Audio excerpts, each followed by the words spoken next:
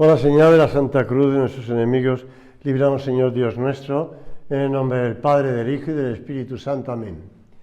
Señor mío y Dios mío, creo firmemente que estás aquí, que me ves, que me oyes. Te adoro con profunda reverencia. Te pido perdón de mis pecados y gracia para hacer con fruto este rato de oración.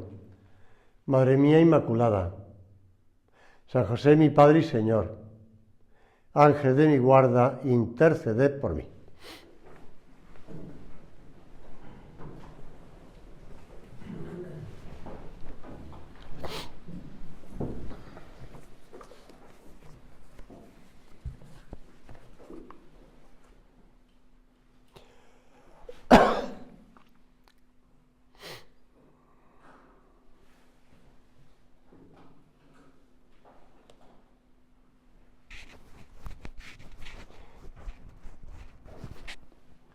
Ya hemos hablado en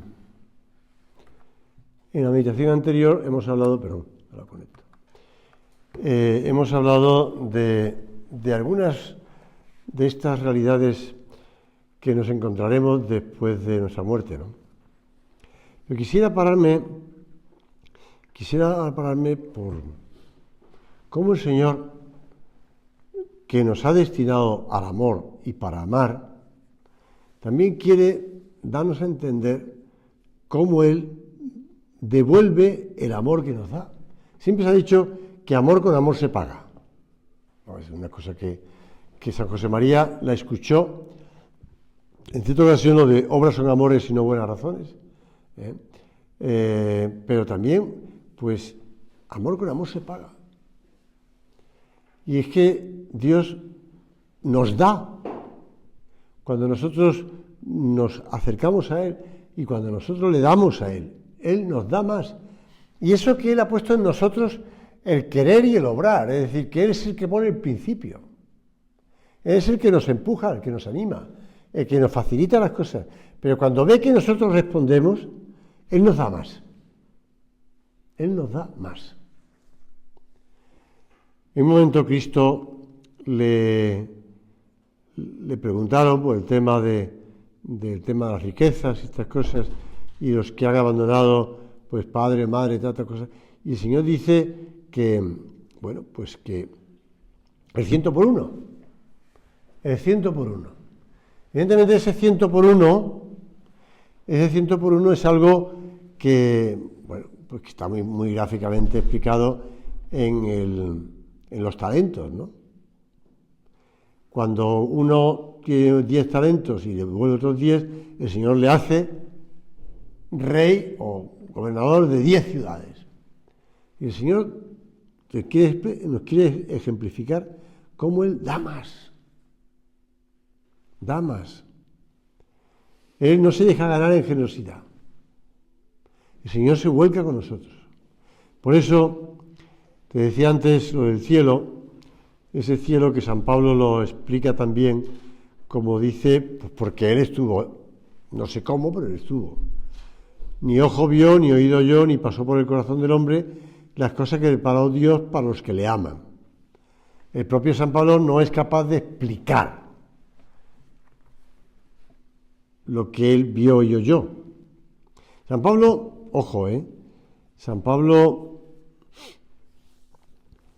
el Señor le preparó después de una vida en la que tuvo que salir al paso porque le iba persiguiendo a los cristianos y tuvo, iba a decir, tirarlo del caballo, pero bueno, no sale el caballo en ningún sitio del Nuevo Testamento, que le tirara de un caballo, simplemente cayó por tierra, pero no del caballo.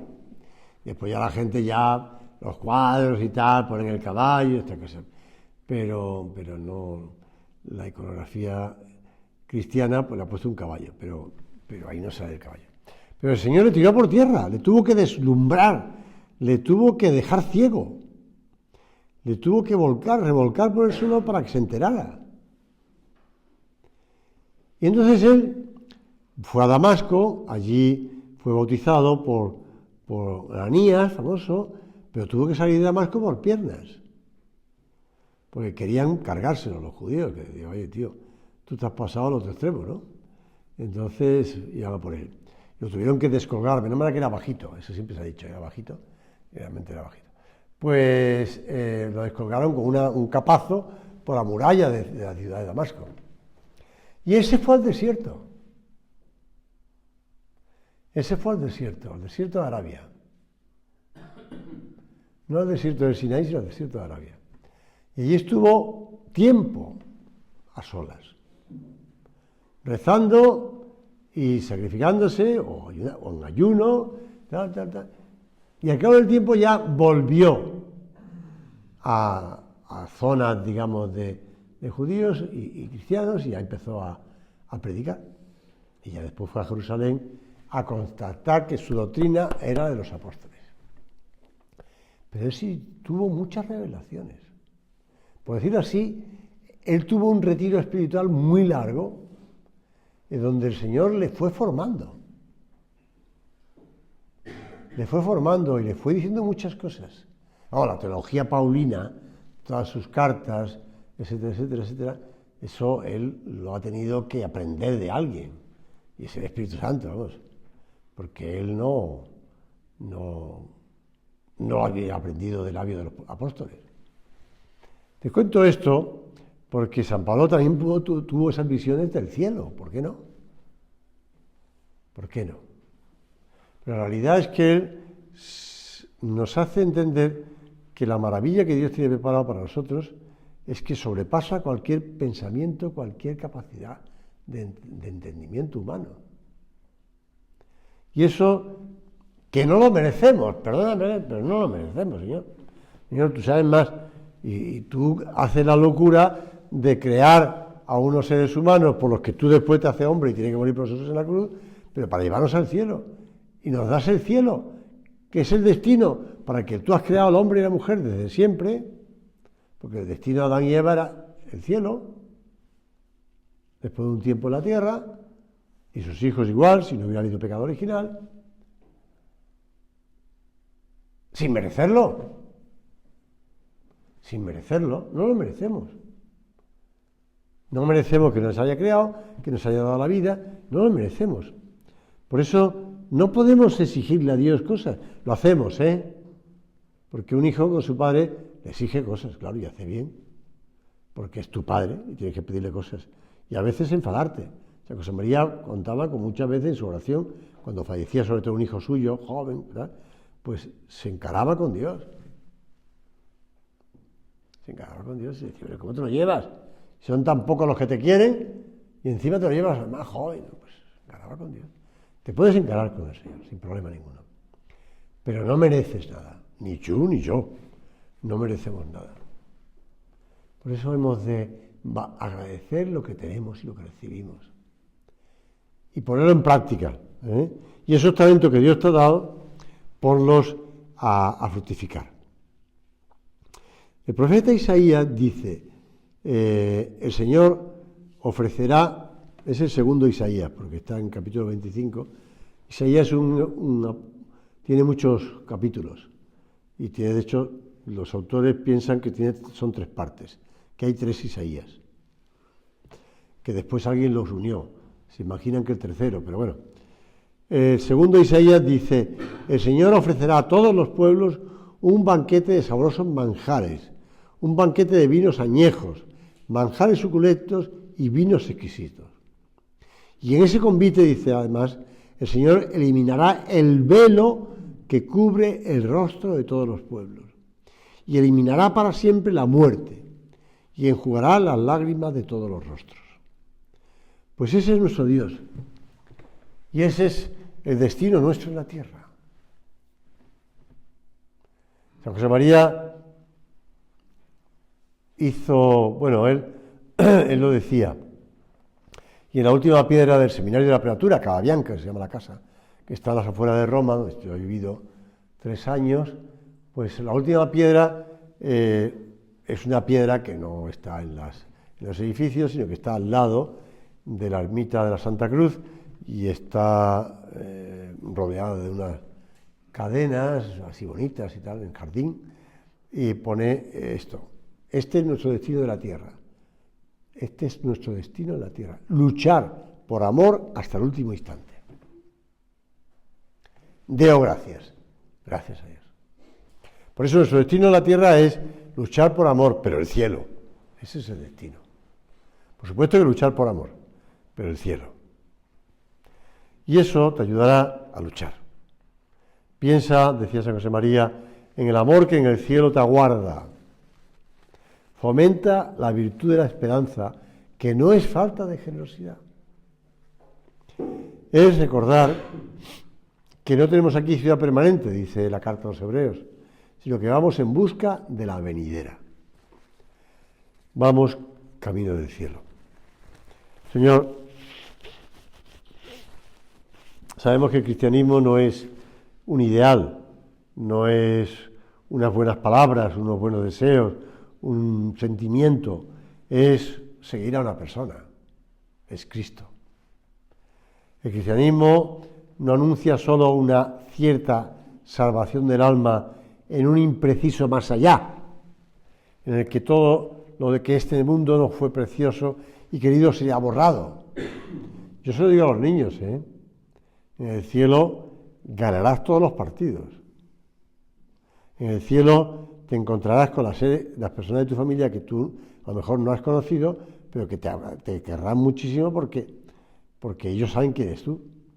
Y tantas cosas. Entonces, sigo con esta cita de Benito XVI.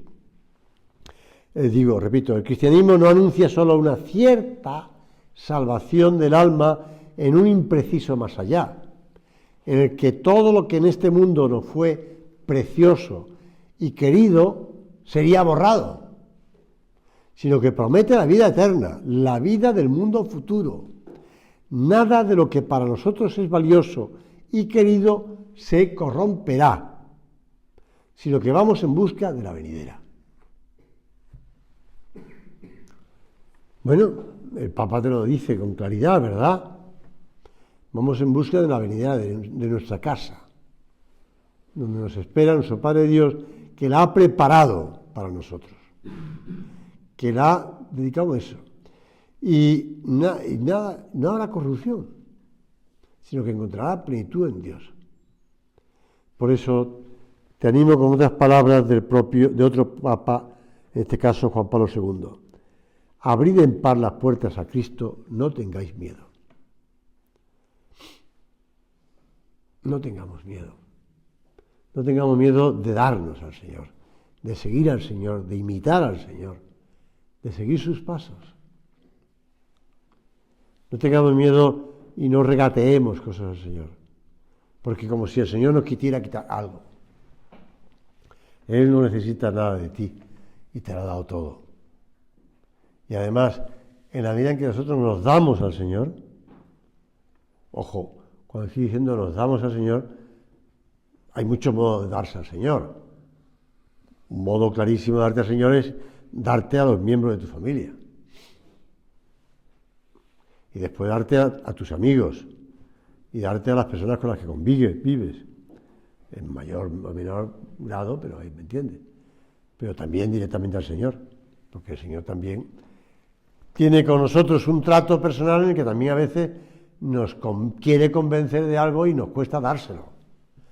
Como decía, en cierta ocasión, San José María contaba que el beato Álvaro del Portillo le había hecho una corrección y no le había gustado. Entonces se había ido al oratorio a decirle: Señor, Álvaro no tiene razón.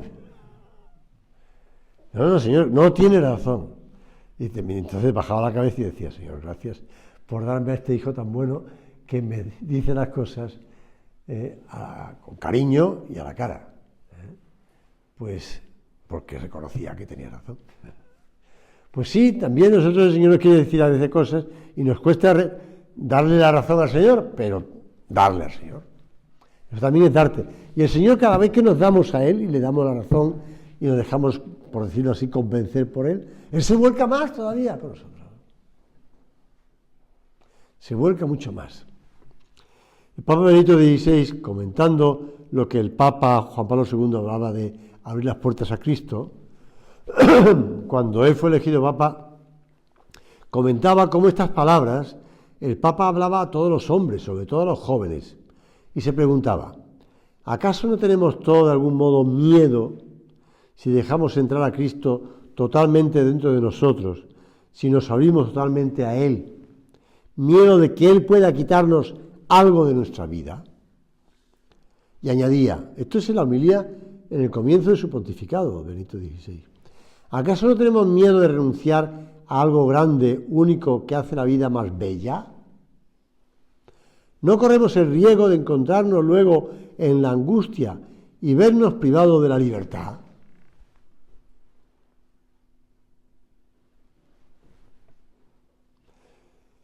Perdonadme la cita, pero sigo con Benito XVI en esta homilía. Y todavía el Papa quería decir, no. Quien deja entrar a Cristo no pierde nada, nada, absolutamente nada de lo que hace la vida libre, bella y grande. No, solo con esta amistad se abren las puertas de la vida. Solo con esta amistad se abren realmente las grandes potencialidades de la condición humana. Solo con esta amistad experimentamos lo que es bello y lo que nos libera. Por eso, Señor, que abramos las puertas, que seamos de verdad, que estemos convencidos de lo grande, de lo maravilloso que es seguirte a ti, darnos a los demás, a Dios y a los demás, por Dios. Por Dios, ojo.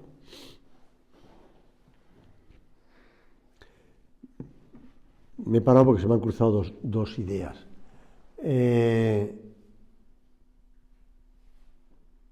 darse a los demás no es una ONG. Es decir, no es ayudar a los demás, pues eso, voluntariamente, filantrópicamente, si quiere, utilizando una palabra antigua, por filantropía, ¿no? Por amor al hombre, vamos a decirlo así, a la humanidad. No, es por amor a Dios, Porque si lo dejamos todo, vamos reduciendo todo a ser buenos y ayudar a los demás sin contar con Dios y sin por Dios, entonces se termina reduciendo en un puro buscarte a ti mismo y egoísmo.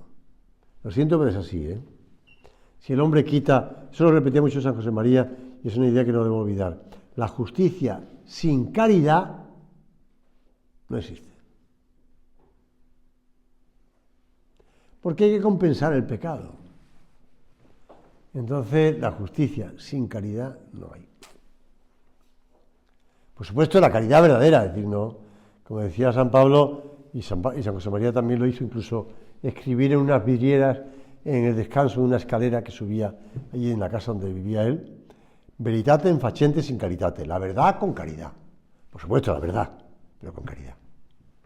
Y la justicia sin caridad, nada.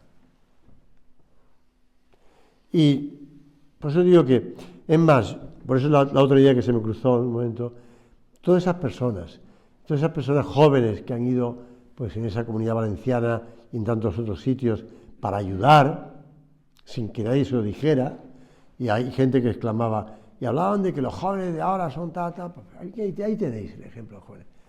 Todo ese movimiento de los jóvenes es algo que Dios pone en los corazones de esas personas, Sean creyentes o no sean creyentes, sean practicantes o no sean practicantes. Es Dios el que pone en el corazón de esas personas que sean generosos y que ayuden a los demás. Creo que decía antes que se me habían cruzado dos ideas y tenía que ponerlas en orden.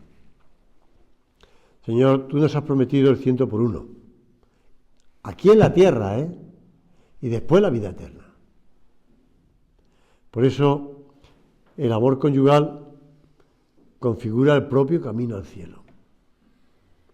Desde muy pronto San José María ha contribuido a recordar, dentro de las enseñanzas de la Iglesia, que el matrimonio, germen de la familia, es, en sentido pleno de la palabra, una llamada específica a la santidad, dentro de la común vocación cristiana. Un camino vocacional, distinto pero complementario al del celibato, ya sean de sacerdotes o laicos, o a la vida religiosa. pero es una vocación. El amor, decía San José María, que conduce al matrimonio y a la familia, puede ser también un camino divino, vocacional, maravilloso, cauce para una completa dedicación a nuestro Dios. Señor, ayúdanos a examinarnos. ¿Cómo estoy yo viviendo ese camino, esa vocación? La palabra iglesia, eclesía, viene del griego y significa la reunión de los convocados, es decir, de los convocación. Por ejemplo, en los primeros cristianos, cuando uno era catecúmeno y todavía no había sido bautizado, y asistía a la Santa Misa, pero cuando terminaba la homilía, se le echaban fuera. Todavía no podían estar en el núcleo de la misa, porque no tenían vocación todavía, es decir, habían sido llamados perfectamente, pero todavía estaban bautizados. Pues los convocados. Y la iglesia doméstica, tu familia, la iglesia doméstica, pues eso es convocación, los convocados. Dios está convocado a esa iglesia doméstica. Y ahí tiene que estar presente, pues, esas realidades de la presencia de Dios y del ser de Dios, cada uno. Pues, si todo contribuye al bien de los que aman a Dios, dice San Pablo, los esposos cristianos encuentran en la vida matrimonial y familiar la materia de su santificación, es decir, de su personal identificación con Jesucristo. Sacrificios y alegrías, gozos y renuncias, el trabajo en el hogar y fuera, son los elementos con que a la luz de la fe construir el edificio de la Iglesia.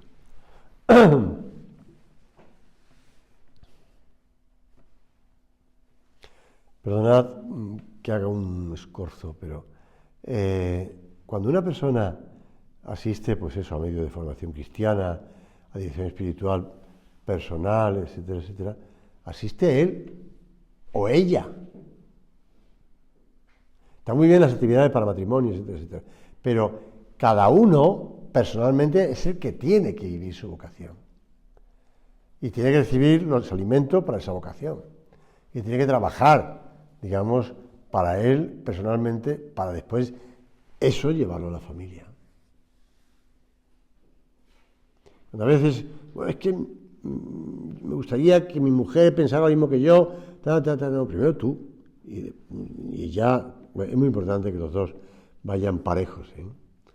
Pero es importante, cada uno. Decía Juan Pablo II en la homilía dirigida a los matrimonios en una población de Irlanda, Limerick. Acabo de escuchar la noticia de un obispo irlandés llamando la atención sobre la cantidad, y se lo decía a sus sacerdotes, dice, ¿cuántos sacerdotes están asistiendo al suicidio, a quitarse la vida de tantos jóvenes que están perdiendo el sentido de la vida? Porque se dejan llevar por las drogas, se dejan llevar por el placer, se dejan llevar y están perdiendo el sentido de la vida y se están quitando la vida. Lo he leído esta tarde. Pues en Limerick, Irlanda, el 1 de octubre de 1979, el Papa San Juan Pablo II decía a las familias, creed en vuestra vocación, en esa hermosa vocación al matrimonio y a la paternidad que Dios os ha dado. Creed que Dios está con vosotros, porque toda paternidad en los cielos y en la tierra recibe su nombre de Él. No penséis que hay algo que podáis hacer en vuestra vida que sea más importante que ser un padre y una madre verdaderamente cristianos. El futuro de la Iglesia, el futuro de la humanidad depende en gran parte de los padres y de la vida familiar que construyen esos hogares. La familia es la verdadera medida de la grandeza de una nación, del mismo modo que la dignidad del hombre es la auténtica medida de la civilización. Pues estas palabras del Papa San Juan Pablo II, que son muy claras y muy ciertas. a la vez que estaba leyéndote estas palabras del Papa San Juan Pablo II, le pedí al Señor que me ayudara también a explicaros esto, ¿no? También porque yo lo he oído a madres y a padres, ¿eh? Pero yo lo he aprendido de vosotros, así que también los padres tienen que formar a los hijos para que sigan la vocación a la que Dios les llama. Y entonces ya enseguida piensan, bueno, pues al matrimonio, por supuesto, al matrimonio. Y las madres tienen que educar a sus hijas para que sean madres y valoren la maternidad tan no sé si existe esa palabra, tan desvalorada hoy día. Es verdad, es decir, las chicas jóvenes no le dan importancia a la maternidad y lo consideran una cosa negativa, que carga, que molesta. Pero parejo a la formación de los hijos hacia la paternidad o la maternidad, también está para el celibato, ¿eh? Porque no se entiende la paternidad y la maternidad si una persona no entiende el celibato. Por el reino de los cielos, claro está, no por egoísmo. Entonces, las dos cosas van unidas, ¿eh? Si una no se entiende la otra. Igual que si no se entiende la maternidad, la paternidad, no se entiende el celibato. Por mucho que diga, no. Y eso San José María lo dejaba muy tajante y muy claro. Lo repetía por todos modos. De hecho, había personas que se acercaban a él en los primeros tiempos y le decían, no, tú espérate, tú no vas a pedir todavía la admisión en Opus Dei, espérate. Y cuando ya se permitió por parte de la Iglesia, dijo, ahora sí, casado, ahora. Que no, claro. Bueno, pues vamos a pedirle al Señor, y vamos acabando ya la meditación, vamos a pedirle al Señor que nos ayude a contemplar la grandeza de lo que el Señor nos llama, a la eternidad, al cielo, pero también el 100 por 1 aquí en la tierra. Señor, para un cristiano, con la esposa, con el esposo, es mirarlo con los ojos de Dios, soñar.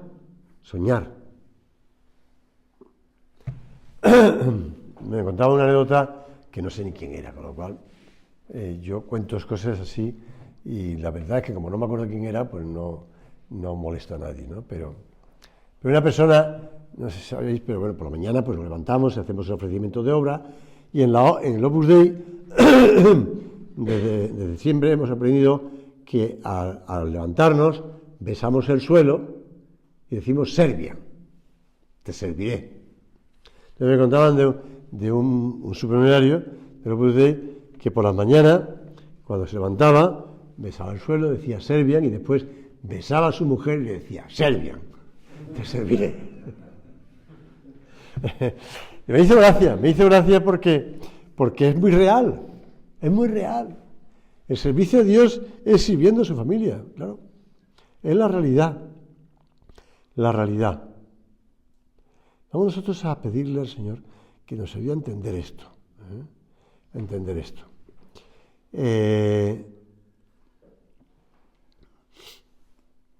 Que tengo aquí un sucedido largo, pero no voy a contarlo porque no me da tiempo ya, de familias cristianas que dan la vida por los demás. Bueno, en cambio vamos a luchar concretamente en esas cosas pequeñas de cada día. Vallejo Nájera, la hija, en el libro suyo Entre el cielo y la tierra, bueno, varias hijas, pero una de ellas, que no me acuerdo de nombres, así que sí. Los creyentes católicos, dice, y los tibios ya no le cuento, tienen el dogma del purgatorio muy empolvado. La mayoría piensa que tal cosa no es otra que una invención de un papa del año Maricastaña que hace referencia a un lugar misteriosamente etéreo, plagado de almas que se podía situar entre el cielo y el infierno. No es tan lejos del todo, aunque yo añadiría algo más. Es un estado del alma en plano intermedio. Y añade esta mujer, la existencia del purgatorio es un dogma de la Iglesia Católica, aunque haya gente que lo niegue. católicos. Lo que significa que todo católico que se considere como tal debe creer en su realidad. De hecho, el Papa Benedicto XVI, cuando le preguntaron a unos sacerdotes de Roma por estas verdades eternas, dijo que se había olvidado bastante la catequesis y que él, bueno, esperaba pasar por el purgatorio. Lo dijo así. La Iglesia no insiste, dice Vallejo Nájera, en que es un lugar ni un destino, sino un proceso por el que pasa el alma para purificarse de sus pecados, y que tendrá un final feliz, tan feliz como que el sufriente acabará por llegar al cielo para descansar durante una eternidad junto a Dios, una eternidad que no tiene fin. Vamos nosotros a pedirle al Señor que nos recuerde esto también, que tú nos quieres tener contigo totalmente purificado.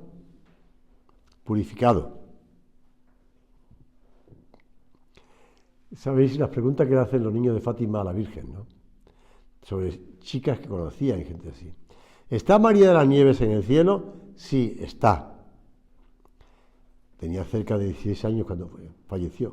Y Amelia, pues estará en el purgatorio hasta el fin del mundo. Vaya tela, ¿eh? Me parece que tenía entre 18 y 20 años, dice el biógrafo de los pastorciños. Vamos a acudir a nosotros a la Virgen y a la Virgen de Fátima, para que nos ayude ella a clarificar la mirada. No tiene que mostrarnos el baile del sol, este que se produjo en Fátima, en la última aparición, pero la danza del sol, pero tiene que mostrarnos pues a su hijo, para que sigamos los pasos de su hijo y para caminar hacia el cielo.